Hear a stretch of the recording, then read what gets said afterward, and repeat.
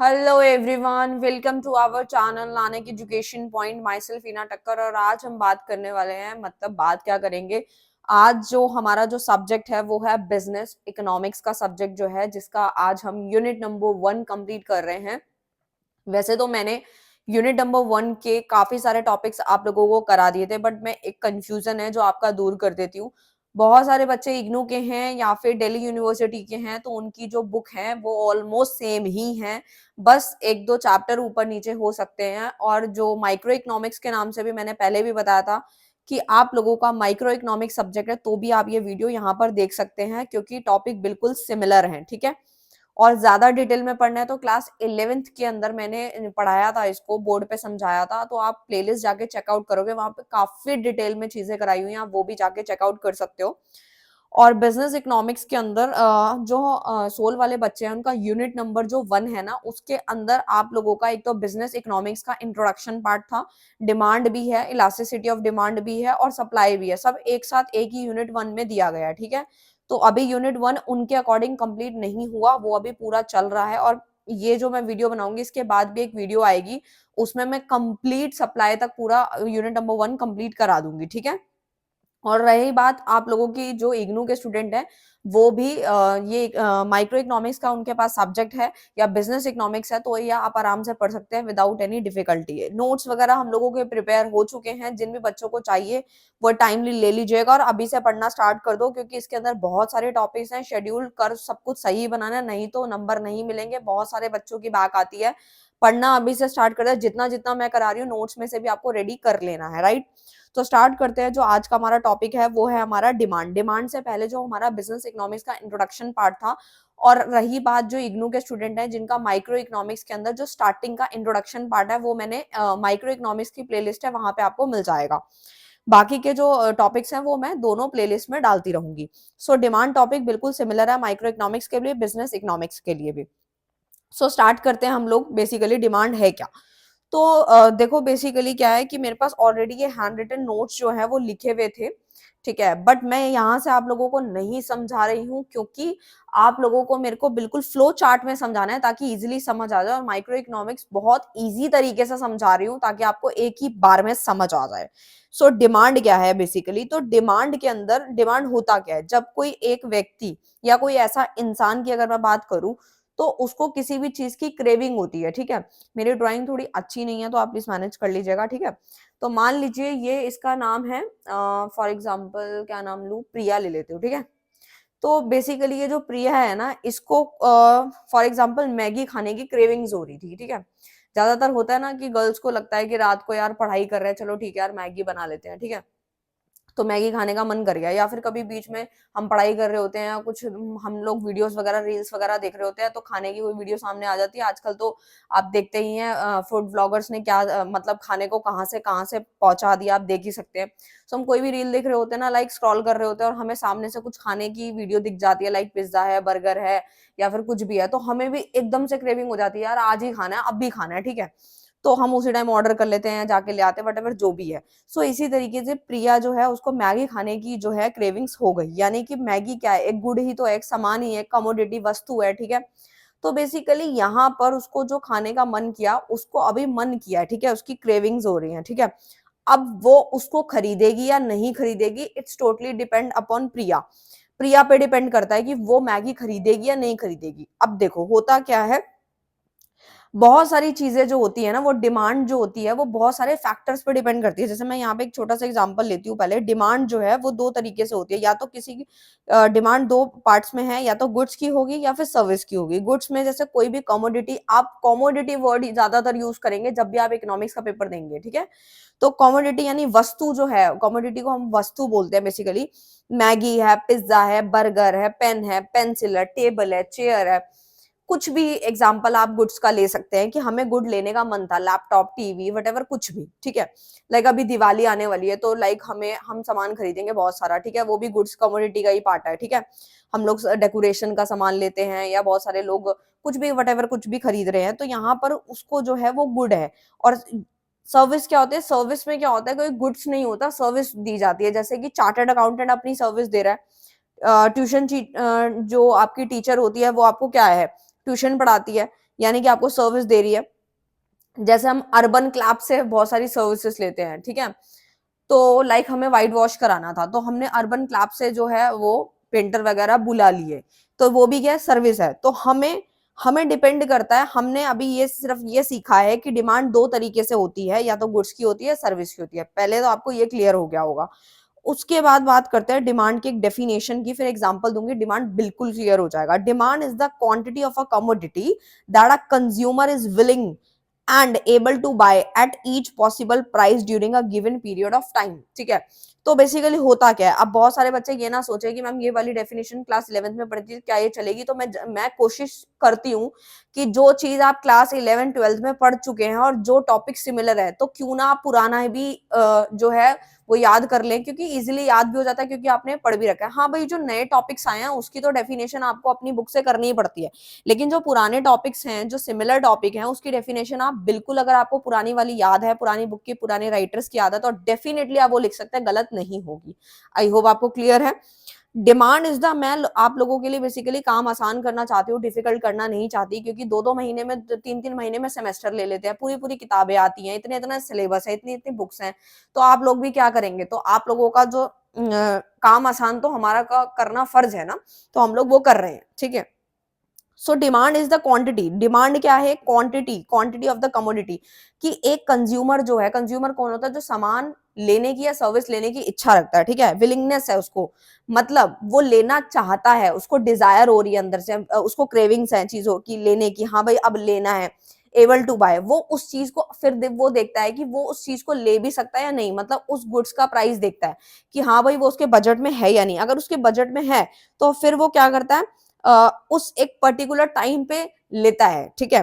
तो जैसे मैंने यहाँ एक मोहित का एग्जांपल लिया है कि मोहित को ना फॉर एग्जांपल लैपटॉप लेने का मन था, ठीक है, उसकी इच्छा थी, उसकी डिजायर थी कि वो एक लैपटॉप खरीदे, खरीदा नहीं है, खरीदे, ठीक है।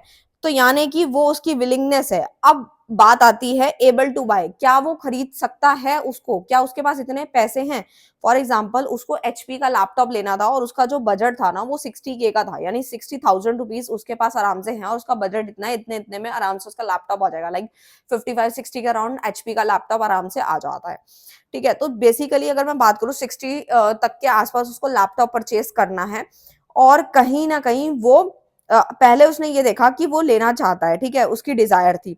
फिर वो देख रहा है कि क्या उसका प्राइस जो है उसका वो खरीद सकता है या नहीं, प्राइस के अकॉर्डिंग हाँ वो ले भी सकता है, उसके पास इतना बजट भी है।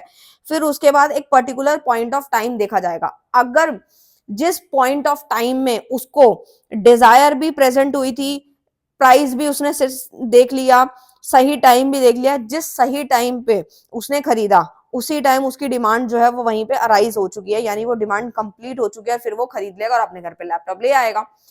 आई होप आपको क्लियर हो गया होगा कि डिमांड जो होती है ना वो यहाँ पे मैंने और अच्छे से एक्सप्लेन किया, आपको और अच्छे से समझ में आएगा, ठीक है। तो डिमांड ना दो तरीके से होती है, एक होती है इंडिविजुअल डिमांड, एक होती है मार्केट डिमांड, ठीक है। तो इंडिविजुअल डिमांड मतलब एक अकेले व्यक्ति की डिमांड होती है, जैसे मैंने अभी मोहित का एग्जांपल लिया, तो वो उसकी इंडिविजुअल डिमांड है, सिर्फ एक अकेले की डिमांड है। मार्केट डिमांड में क्या होता है, बहुत सारे लोग जब मिल जाते हैं, यानी बहुत सारे इंडिविजुअल्स जब मिल जाते हैं, तो वो मार्केट डिमांड बनाते हैं। अब बच्चों को डाउट आएगा, बहुत सारे बच्चे ऐसे भी होते हैं कि जिन्होंने आज तक माइक्रो इकोनॉमिक्स नहीं पढ़ी, साइंस बैकग्राउंड से थे और यहाँ पे अभी ग्रेजुएशन करें, इग्नू में बहुत सारे स्टूडेंट हैं। तो मैं इसी तरीके से पढ़ाती हूँ कि भाई अगर आपने पहले नहीं भी पढ़ा तो भी आपको चीजें समझ में आए, ठीक है। तो मार्केट डिमांड में क्या है, यहाँ पे अगर मैंने मोहित का एग्जाम्पल लिया था, उसके अकेले की डिमांड की बात करी थी, तो यहाँ पे बहुत सारे लोग आ जाएंगे, लाइक यहाँ पे प्रिया भी आ गई, राजू भी आ गया, ठीक है, सोनू भी आ गया, मनीष भी आ गया, ठीक है, ऐसे बहुत सारे लोग हैं, ठीक है, जो कि यहाँ पे मार्केट डिमांड को अराइज करवाते हैं, ठीक है। तो बेसिकली आई होप आपको अच्छे से क्लियर होता होगा ये सारे के सारे टॉपिक्स जो भी हैं यहाँ पर।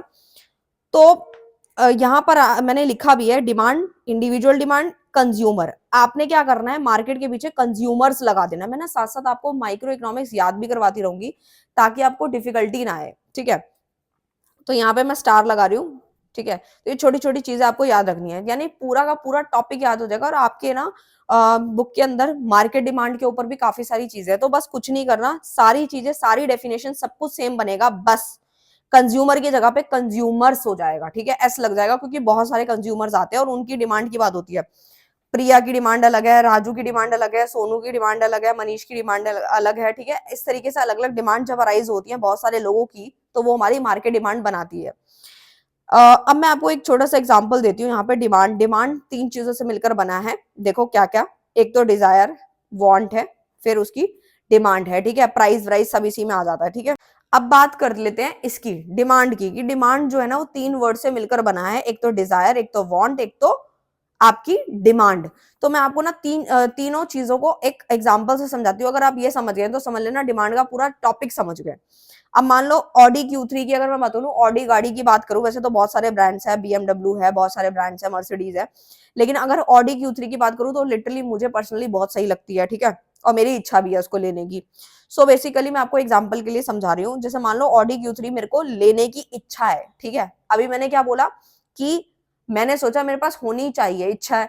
बट जब हम किसी चीज को रिसर्च कर रहे होते हैं, उसको चेक कर रहे होते हैं कि हाँ भाई हमें कोई गाड़ी लेनी है, ठीक है, तो हम गाड़ी के बहुत सारे मॉडल्स देखते हैं, बहुत सारी चीजें उसके फीचर्स देखते हैं, उसके ड्रॉबैक्स देखते हैं, बहुत सारी चीजें उसके बारे में पढ़ते हैं।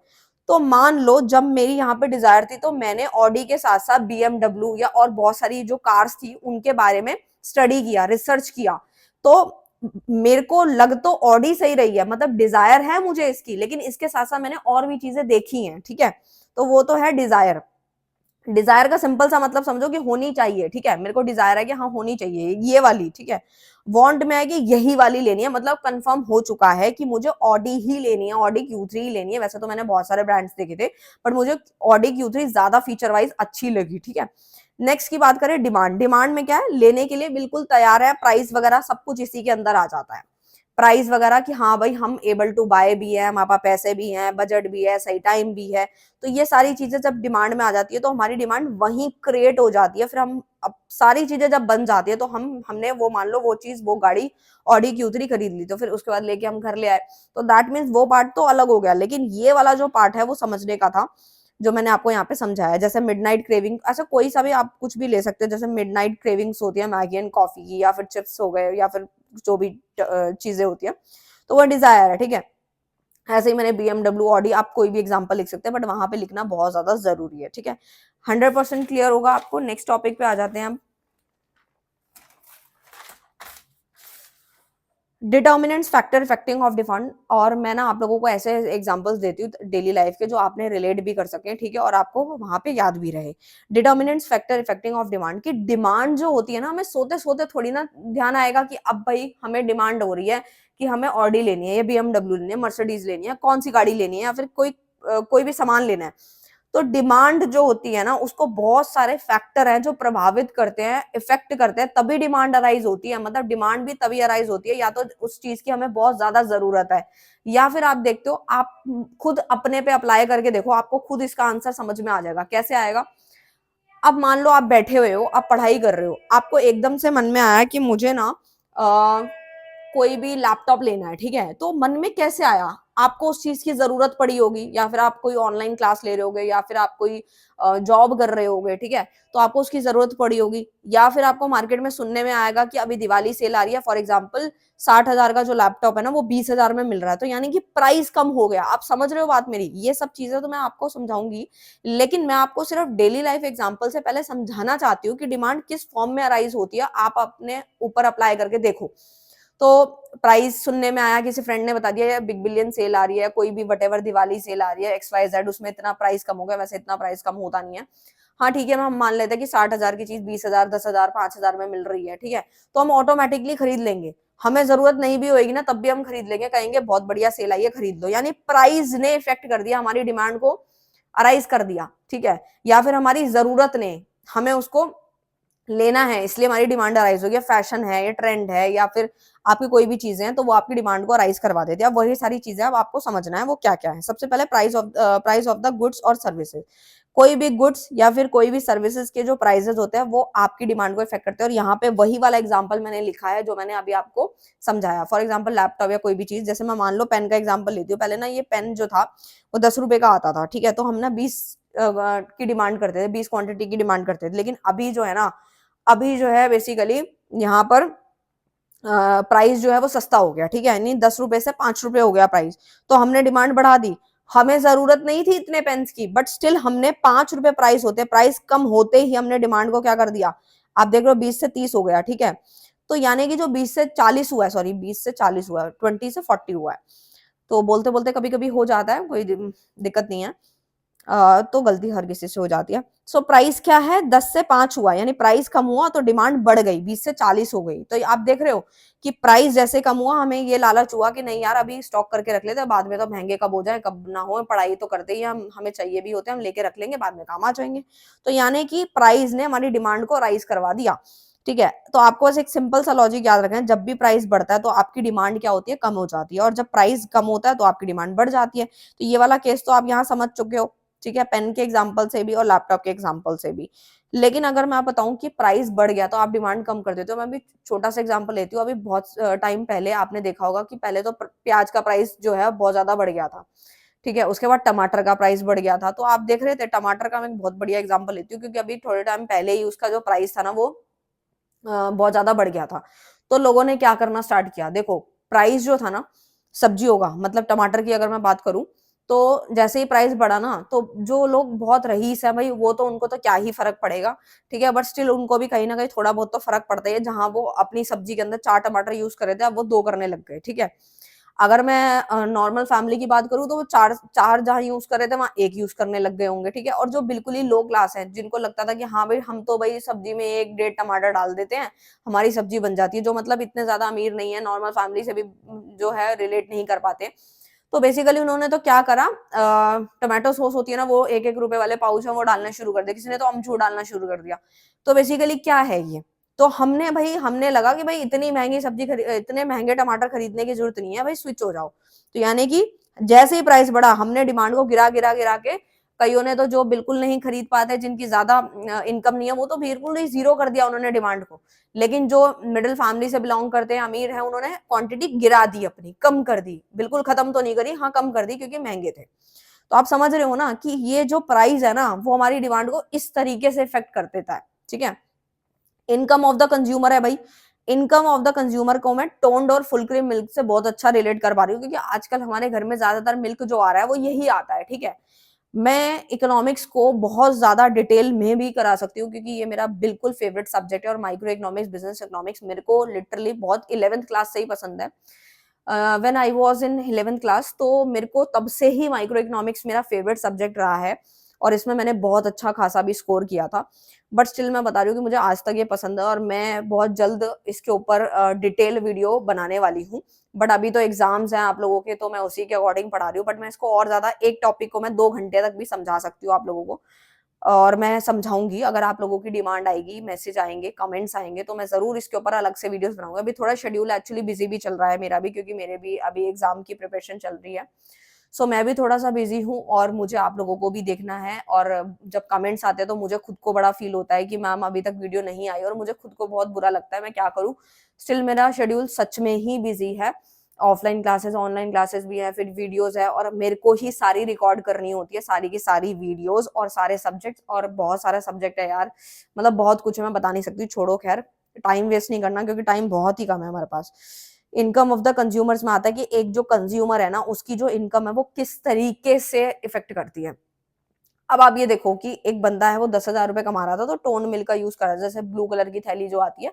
आजकल हमारे घर में ज्यादातर यही सब यूज करते हैं, बहुत रेयर होता है जो कि मतलब देसी गाय का दूध वगैरह वो लोग लेते होंगे, ठीक है। और आजकल तो वैसे भी प्योरिटी खत्म हो चुकी है, तो टोन मिल्क तो वैसे है तो बेकार ही, अब क्या बोले, चाय वाय बनाने के लोग काम में यूज करते हैं इसको, और पीने के लिए कोई कोई कर लेता है। तो 10,000 रुपए अगर कोई बंदा कमा रहा था, तो भाई दूध की चाय तो बनानी है भाई, दूध भी पीना है, तो टोन मिल्क का यूज कर रहा है। जैसे उसकी सैलरी 15,000 होगी, तो उसने, क्योंकि मिल्क जो है वो बिल्कुल नेसेसिटी है, ठीक है, नेसेसरी प्रोडक्ट है हमारे लिए, तो हमने क्या करा, 15,000 यानी 5,000 सैलरी बढ़ने की वजह से हम टोन्ड मिल्क से सीधा फुल क्रीम पे स्विच हो गए। तो आप ये सोच रहे हो, यहाँ पे ये चीज अप्लाई नहीं हो रही, यहाँ तो प्राइस गिरने पे हम डिमांड बढ़ा रहे थे, और प्राइस बढ़ने पे, जैसे टमाटर का प्राइस बढ़ा तो डिमांड गिरा दी। बट यहाँ ऐसा नहीं है, यहाँ पे प्राइस मतलब हमारी इनकम बढ़ी, तो हमने डिमांड ना बढ़ा दी है। क्यों? क्योंकि इनकम बढ़ गई, तो हम सोच रहे हैं कि हम, ऐसा क्यों हुआ, ऐसा इसलिए हुआ क्योंकि हम अब चाहते हैं कि भाई हमारी इनकम बढ़ गई, अगर हम कुछ खाएंगे पिएंगे नहीं तो क्या ही फायदा हमारे कमाने का। तो हमारे माइंड में ये सब चीजें जब आती है, हाँ कंजूस व्यक्ति का तो मैं कुछ नहीं कह सकती, वो तो चाहे कितना भी कमा ले लेकिन उसको खर्चा कम से कम ही करना होता है, ठीक है। लेकिन अगर मैं यहाँ की बात करूँ तो जब इनकम बढ़ जाती है तो इंसान खुद ही सोचता है कि नहीं भाई, अब जो हमारी नेसेसरी जो प्रोडक्ट है, जो हमें खाने पीने हैं, एटलीस्ट हम अच्छा खाए पिए, तो हम अपनी जो है डिमांड बढ़ा देते हैं। यानी कि हमने डिमांड किस तरीके से बढ़ी, टोन हटा के, मतलब जो बेकार प्रोडक्ट हमें लग रहा था उससे हम हाई पे चले गए, ठीक है। अच्छा, तो इसमें आप और भी एग्जांपल्स ले सकते हो अपनी डेली लाइफ से, अगर आप रिलेट करोगे ना तो मैं कह रही हूँ आपको माइक्रो इकोनॉमिक्स टिप्स पे आ जाएगा, ठीक है। तीसरा आता है, नहीं इसको मैं और अच्छे से थोड़ा सा एक्सप्लेन करना चाहूंगी। यहाँ पे गुड्स जो होते हैं वो दो तरीके के होते हैं, एक होता है नॉर्मल गुड्स, एक होता है इंफीरियर गुड्स। नॉर्मल गुड्स में क्या होता है, नॉर्मल गुड्स में हम कोई भी एग्जाम्पल ले सकते हैं, ठीक है। नॉर्मल गुड्स में हम कोई भी गुड का एग्जांपल यहाँ ले सकते हैं, चाय पत्ती का है, चीनी का, कुछ भी ले सकते हैं। इसमें क्या होता है कि अगर हमारे वही वाली सेम वाली चीज है कि इनकम बढ़ी तो डिमांड भी हमारी बढ़ जाती है, ठीक है, क्योंकि इनकम बढ़ रही है तो हम डिमांड बढ़ा देंगे, ठीक है। पहले हम चाय पत्ती कोई और यूज कर रहे थे, अब कोई और अच्छी ब्रांड की यूज करने लग जाएंगे, है ना। इंफीरियर गुड्स जो होते हैं उसके अंदर हमारा इनवर्स रिलेशन होता है। देखो आपको बस एक चीज ये समझनी है, जब दोनों चीजें बढ़ रही हूँ, जब दोनों चीजें प्राइस भी बढ़ रहा है और डिमांड भी बढ़, तो उसे हम बोलते हैं डायरेक्ट रिलेशनशिप, ठीक है, और पॉजिटिव रिलेशनशिप, ठीक है। लेकिन अगर हमारी प्राइस बढ़ रही है या एक चीज बढ़ रही है एक चीज घट रही है तो उसे हम बोलते हैं इनवर्स रिलेशनशिप और नेगेटिव रिलेशनशिप। या प्लीज लिख लीजिएगा, ठीक है। इनवर्स और नेगेटिव रिलेशन जब होता है जब एक चीज बढ़ती है, जैसे प्राइस बढ़ गया डिमांड घट गई, और अगर दोनों ही बढ़ रहे हैं, प्राइस भी बढ़ रहा है डिमांड भी बढ़ रही है इनकम भी बढ़ रही है, तो वो आपका डायरेक्ट रिलेशन है, यानी पॉजिटिव रिलेशन है, दोनों ही बढ़ रहे हैं। इंफीरियर जिसे हम चीप गुड्स भी कहते हैं, ये कौन से होते हैं, जिसे इनकम बढ़ने पे ना डिमांड कम कर देते हैं। अब आप ये सोचोगे कि ऐसा क्यों भाई, कि भाई हमारी इनकम बढ़ गई फिर भी हमने डिमांड कम कर दी। हाँ देखो ना, आपने यहाँ पे टोन्ड मिल्क की डिमांड गिरा दी ना, क्योंकि आपकी इनकम बढ़ गई थी, वो आपका इंफीरियर गुड्स में आपने उसको कंसीडर कर लिया था कि नहीं भाई इतनी अच्छी क्वालिटी सच में टोन्ड की नहीं है। आप खुद भी अगर यूज करते होगे देखते होगे, तो टोन्ड मिल्क जो है वो हमने उसकी डिमांड कम कर दी, क्यों, क्योंकि हमारी इनकम बढ़ गई है, अब हम जो है किसी अच्छे प्रोडक्ट पे यानी किसी दूसरी चीज पे स्विच होना चाहते हैं। टेस्ट एंड प्रेफरेंस में आता है, जैसे आजकल फैशन ट्रेडिशन का मैं बहुत अच्छा एग्जांपल दूंगी, जैसे कि गर्ल्स का एग्जांपल ले लो या बॉयज का एग्जांपल ले लो। अभी जो रिसेंटली की बात करूं, अभी की तो बात नहीं करूंगी, हाँ पिछले साल से कॉर्ड सेट बहुत चल रहे हैं, ठीक है, बॉयज में भी और गर्ल्स में भी, ठीक है। बिल्कुल ट्रेंडिंग था, मतलब पिछले साल जैसे ही कॉर्ड सेट आए ना तो सबने कॉर्ड सेट पे पहनना शुरू कर दिया, लेना शुरू कर दिया। तो जब नई नई मार्केट में चीज आती है ना फैशन की, तो बड़ी महंगी होती है, लेकिन धीरे धीरे जैसे ही जो डिमांड है वो बढ़ने लगती है तो प्राइस ना ऑटोमेटिकली गिर जाता है, क्योंकि सब लोग खरीदने लग जाते हैं और उसकी कॉपी हमारे मार्केट में आनी शुरू हो जाती है, ठीक है। तो बेसिकली आप देख सकते हो टेस्ट एंड प्रेफरेंस जो है बेसिकली फैशन का मैंने इसलिए लिया क्योंकि आप इस चीज से रिलेट कर पाओगे। जैसे कोट सेट है, गर्ल्स ने जो है पहले कोट सेट मिल रहा था 2-2 हजार के, 3-3 हजार के अच्छे जो ब्रांड के हैं वो मिल रहे थे, ठीक है, उससे ज्यादा के भी मिल रहे थे। लेकिन आप क्लू पे जाओगे या फिर आप लोग जो है इंसेंस पे जाओगे, गर्ल्स वगैरह शॉपिंग करती होंगी उन्हें पता होगा, तो यहाँ पे आसानी से मिल जाता है। एचएम की बात तो क्या ही मैं करूं, और वहां तो थोड़ा महंगा ही है, आपको पता ही है, 6-6 हजार रुपए की ड्रेसेस है वहां, 10-10 हजार की भी है, उनकी बात नहीं है, ब्रांड है वो तो। लेकिन मैं अगर क्लू इंसेंस ये सब जो हमारे जो यहाँ पे आउटलेट्स खुले हुए हैं, इसके अंदर अगर कॉट सेट की मैं बात करती हूँ तो वो बेसिकली क्या बताते हैं, कॉट सेट बताते हैं कि 2-2 हजार का मिल रहा है, लेकिन आज आप जाओगे तो 1000 का भी मिल रहा है, 7, और जो आपकी लोकल जो शॉप्स है उस पर तो 700 रुपए का भी मिल रहा है, 500 के भी मिल रहे हैं। तो क्या हुआ, यानी डिमांड जो है आप देख रहे हैं वो फैशन में बहुत ज्यादा आ चुका है, ठीक है। हर बंदे ने कॉट सेट पहन रखा है, हर लड़के ने आजकल कॉट सेट पहन रखा है। तो क्या है ये कॉट सेट, क्या है, यानी फैशन में आया। जैसे ही फैशन में आता है तो हम देखते हैं कि जैसे ही कोई चीज आती है तो हम लोग महंगा भी खरीदना शुरू कर देते हैं, नहीं भाई उसके पास कॉट सेट है मेरे पास भी होना चाहिए, ठीक है, उसने वो चीज पहनी है मेरे पास भी होनी चाहिए। तो यानी कि ये बेसिकली क्या है, फैशन की बात हो रही है यहाँ पर। ट्रेडिशन फैशन जब आता है ना तो आप देखोगे प्राइस अगर ज्यादा भी है तो भी डिमांड हम कर ही लेते हैं, लेकिन आप देखो जैसे इसका कॉर्ड सेट का फैशन चला जाएगा, प्राइस दुकानदार सस्ता भी कर दें तब भी कोई खरीदेगा नहीं, हाँ रेयर ही कोई खरीदेगा। लेकिन अगर मार्केट से आउट हो गया, इसका फैशन चला गया, इसका ट्रेडिशन चला गया, अभी सिल्क साड़ी बहुत ज्यादा चल रही है, ठीक है, ड्रैप साड़ी हो गई वो बहुत चल रही है, ठीक है, तो हर किसी को है कि हाँ ठीक है अगर चल रहा है तो हम भी खरीदे, ठीक है। नेक्स्ट आता प्राइस ऑफ रिलेटेड गुड्स। क्या है प्राइस ऑफ रिलेटेड गुड्स में दो तरह के गुड्स हैं जो आपने क्लास 11th में भी पढ़े थे, substitute and complementary goods. Substitute goods कौन से होते हैं ये आपको अच्छे से समझ लेने हैं कि सब्स्टिट्यूट गुड्स वो होते हैं जो कि which can be use in place of one another, for example satisfaction of a particular want, जैसे टी और कॉफी, ठीक है। अगर मान लो कॉफी का प्राइस बढ़ गया, कॉफी का प्राइस अगर बढ़ रहा है, कॉफी का प्राइस अगर बढ़ रहा है तो हम क्या करेंगे, कॉफी छोड़ के क्या करें, चाय पीना शुरू कर देंगे, तो टी की डिमांड हमने बढ़ा दी। यानी सब्स्टिट्यूट का मतलब है कि अगर एक चीज का प्राइस बढ़ गया तो आप उसको भूल के दूसरी शुरू कर देते हो। जैसे कि आप फॉर एग्जांपल पेप्सी ले लो, थम्स अप ले लो, ठीक है, दोनों में से किसी एक का प्राइस बढ़ गया तो आप दूसरी पीनी शुरू कर दो, कहोगे हैं दोनों तो ब्लैक ही है, थोड़ा बहुत टेस्ट में है, चलो कोई नहीं मैनेज कर लेंगे, लेकिन भाई प्राइस बढ़ गया, आप तो इतना खरीदेंगे नहीं, अब हम दूसरे पे शिफ्ट हो जाते हैं। तो वही सब्स्टिट्यूट गुड्स होता है। और कॉम्प्लीमेंट्री, नाम से ही क्लियर है, कॉम्प्लीमेंट्री गुड्स यानी कि एक के बिना दूसरे का काम नहीं चलने वाला, ठीक है। जैसे कि अगर मान लो मुझे चाय बनानी है, ठीक है, और बहुत एडिक्शन है आजकल बहुत सारे लोगों को ना चाय पीने की, दूध वाली चाय खास तौर पे, ग्रीन टी वगैरह तो बहुत सारे लोग हैं, हर्बल टीज वगैरह हैं, बहुत पीते होंगे, मुझे नहीं पता। इनफैक्ट मुझे भी पसंद है, ग्रीन टी मैं लेती हूँ।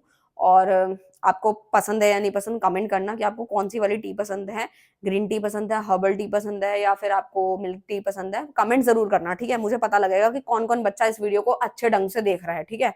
और जिन जिन बच्चों के कमेंट्स आएंगे तो बहुत अच्छी बात है, मुझे लिटरली पर्सनली पता चलेगा कि आप सच में वीडियोस को देखते हैं और आप पढ़ाई पे पूरा फोकस कर रहे हैं। कमेंट जरूर करना।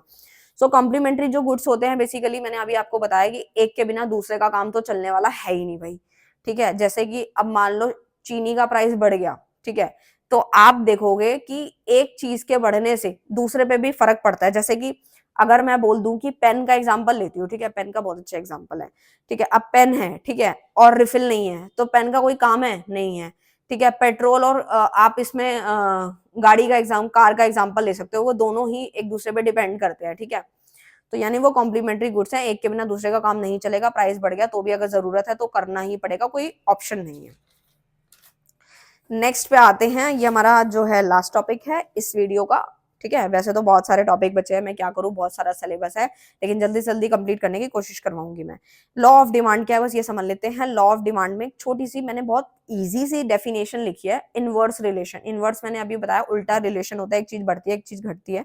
किसके बीच का इनवर्स रिलेशनशिप होता है, प्राइस और क्वांटिटी डिमांड का, कि यानी प्राइस बढ़ गया, देखो ये डब्बा, ये जो बॉक्स बनाया ना, मेरे को ना माइक्रो इकोनॉमिक्स इसीलिए अच्छी लगती है क्योंकि यार इसमें इतने सुंदर सुंदर शेड्यूल बनते हैं, कर्व बनते हैं, इसी से ही अपने आधे एक पेज भर जाएंगे आप लोगों के एग्जाम्स में। तो आप सोचो, आपको मैटर कम भी लिखोगे, लेकिन अगर आप ये शेड्यूल और कर्व बनाओगे ना तो आपको बहुत अच्छे मार्क्स मिलेंगे। और मैं एक चीज आप लोगों को बता देती हूँ, जिन्होंने क्लास 11 में इकोनॉमिक्स नहीं पढ़ा था उनके लिए खास तौर पे ये बात है, और जिन्होंने जो बिल्कुल भूल चुके हैं माइक्रो इकोनॉमिक्स को, वो प्लीज इस बात को नोट कर लें, लिख लें, अपने दिमाग में प्लीज फीड कर लें। बाद में ये ना कहें कि मैम हमारी री आ गई थी, हम तो पढ़ के गए थे, फिर भी हमारे साथ ऐसा क्यों हुआ। देखो हमने बहुत सारे बच्चों को एनालाइज किया, बहुत सारे बच्चों के जब मार्क्स आए उनसे बात करी, डिस्कशन किया, तो ये पता लगा एट द एंड बहुत सारे बच्चे क्या करते हैं, मैटर तो भर भर के लिख देते हैं, लेकिन शेड्यूल, इसको बोलते हैं शेड्यूल, ये जो डब्बा बना हुआ है ना इसको हम बोलते हैं शेड्यूल, जिसको देख के कर्व बनाया जाता है। तो शेड्यूल और कर्व, ये जो मैंने यहाँ बनाया है, ये दोनों पेपर में बोले या ना बोले, बोले चाहे ना बोले, आपको बनाना है, 100% बनाना है और बिल्कुल सही बनाना है। अगर आपने ये नहीं बनाया तो समझ लेना आपके मार्क्स चले गए, ठीक है। इतनी बात आपको याद रखनी है। और एक चीज मैंने यहाँ कर्व बनाई है, लेकिन एक चीज यहाँ पे लिखी नहीं है, वो आपको अभी लिख के दिखाऊंगी ताकि आपको हमेशा के लिए याद रहे। देखो यहाँ पे मैंने पूरा कर्व बना दिया, ठीक है, और मैंने ना ज्यादातर स्केल का यूज नहीं किया था, ऐसे रफली बनाया था। आप लोग प्लीज स्केल से बनाना, क्योंकि मेरे पास टाइम थोड़ा कम था तो मैंने जल्दी जल्दी बना दिया था स्केल। देखो यहाँ पे ये जो कर्व बनाया है, बेसिकली कर्व में मैंने एक्स एक्सेस और वाई एक्सेस पे कुछ भी लिखा नहीं है, तो ये ना लिखने की वजह से भी पूरा कर्व को काटा लगा देगी टीचर, मैं बता रही हूँ। इस चीज के लिए मैं साफ तौर पे बता रही हूँ, मैंने इसीलिए नहीं लिखा था और आपको अभी लिख के बताने वाली हूँ मैं यहाँ पे। जैसे आपको यहाँ पे क्या करना है, देखो ये आपका क्या है, वाई एक्सेस है, और ये क्या है, एक्स एक्सेस है। तो एक्स एक्सेस पे क्या आएगी, आपकी डिमांड आ जाएगी, क्या आ जाएगी, डिमांड, डिमांड ऑफ एक्स, ठीक है। और यहाँ पे क्या आएगा आप लोगों का, वाई एक्सेस पे आपका क्या आ रहा है, प्राइस, ठीक है। तो ये चीज आपको लिखनी जरूरी है, अगर आपने ये नहीं लिखा तो भी आपके नंबर कट जाएंगे। और यहाँ पे एक्स एक्सेस भी लिखना जरूरी है, वाई एक्सेस भी लिखना जरूरी है। अगर आप ये नहीं लिखते तो आप भूल जाना कि आपको नंबर मिलेंगे, आपकी जो थ्योरी सही भी लिखी है वो भी काट दी जाएगी, शेड्यूल नहीं बनाया तो भी 0 मिलेगा। तो ये चीजें बनानी बहुत ही इंपॉर्टेंट है, इससे आपकी शीट भी आराम से भरेगी और मैटर भी बहुत अच्छा दिखेगा। तो लॉ ऑफ डिमांड क्या बोलता है, इनवर्स रिलेशनशिप होता है प्राइस एंड क्वांटिटी डिमांड का, कीपिंग अदर फैक्टर कांस्टेंट। तो देखो हमारे पेपर में अगर हमें बोल दिया गया कि आपको लॉ ऑफ डिमांड के बारे में नहीं पूछा, वो बोला सेट्रियस पेरिबस बताइए, तो ये अनदर नेम है लॉ ऑफ डिमांड का, याद रखना है आपको। सेट्रियस पेरिबस बताओ तो भी आपको यही एक्सप्लेन करना है। आई होप आपको क्लियर है। जैसे मान लो किसी भी चीज का प्राइस बढ़ गया तो डिमांड हम गिरा देते हैं, और प्राइस घट गया तो हम डिमांड बढ़ा देते हैं, तो ये बोलता है लॉ ऑफ डिमांड। और लॉ ऑफ डिमांड बोलता है कि एक चीज बढ़ेगी तो दूसरी घट जाएगी, और अदर फैक्टर को हम कांस्टेंट रखते हैं, वो चेंज नहीं होते। अदर फैक्टर जो हमने अभी पढ़े थे, कॉम्प्लीमेंट्री गुड्स, कंज्यूमर की इनकम, टेस्ट एंड प्रेफरेंस, वो सारे कांस्टेंट रहेंगे, वो चेंज नहीं हो रहे हैं। लेकिन डिमांड में एक चीज बढ़ रही है, दूसरी घट रही है, तो ये शेड्यूल है। अब देखो क्या है। प्राइस फॉर एग्जाम्पल, इसी पेन का एग्जाम्पल लेती हूँ, प्राइस 5 रुपए था तो डिमांड मैंने 100 की करी। अब प्राइस 5 रुपए से इसका 4 रुपए प्राइस हो गया तो मैंने डिमांड 200 की कर दी। फिर प्राइस कम हो गया, 3 रुपए हो गया तो मैंने 300 की डिमांड कर दी। अब प्राइस फिर कम हो गया, 2 रुपए का हो गया प्राइस, तो मैंने 400 की डिमांड कर दी। अब प्राइस 1 रुपए हो गया तो मैंने 500 रुपए की डिमांड कर दी। अब इसी को मैंने यहाँ पर पुट करके समझा दिया। अगर आप लोग प्रॉपर कर्व भी सीखना चाहते हैं तो आप 11th क्लास वाली वीडियो है वो जाके चेकआउट कर सकते हो, वहां पे आपको प्रॉपर, ये तो आई होप, मैं मानती हूँ यार इतना तो आप लोगों को आता ही होगा, बनाना बहुत ईजी सा है ये। जिनको नहीं आता प्लीज वो 11th वाली वीडियो जाके देख ले, वहां मैंने प्रॉपर बनाना सिखाया। अभी टाइम की बहुत शॉर्टेज है इसलिए मैं थोड़ा सा आपको ऐसे ही बना सिखा दिया, वैसे इतना कुछ है नहीं एज सच इसके अंदर, बस पॉइंट्स ही यहाँ प्लॉट करे हुए हैं, ठीक है। जैसे यहाँ पे थोड़ा सा बता भी देती हूँ, जैसे प्राइस है, ठीक है, प्राइस कितना है, 5 था, ठीक है। तो देखो 5 था, यहाँ पे प्राइस 5 था और डिमांड कितने की थी, 100 की थी, तो आपको क्या करना है, यहाँ से लेके यहाँ तक इसको ज्वाइन कर दिया। फिर 4 रुपए पे आपकी कितनी डिमांड थी, 200 की थी, तो आपको 4 वाले पॉइंट पे जाके 200 पे ज्वाइन कर देना है, बस यही किया। ऐसे ही ज्वाइन कर देना और स्किल से एक लाइन खींच देनी है जो आपके पॉइंट्स है। आई होप आपको क्लियर है, बहुत ज्यादा लंबा वीडियो हो गया है, ऑलमोस्ट मैंने काफी डिटेल में कराया है आप लोगों को। और मिलते हैं अब नेक्स्ट वीडियो में, उसके अंदर मैं आपको पूरा का पूरा यूनिट 1 जो है सोल के अकॉर्डिंग, वो पूरा का यूनिट 1 कंप्लीट करा दूंगी। आई होप आपको क्लियर होगा। मिलते हैं नेक्स्ट वीडियो में नेक्स्ट टॉपिक के साथ, तब तक के लिए bye bye, thank you so much.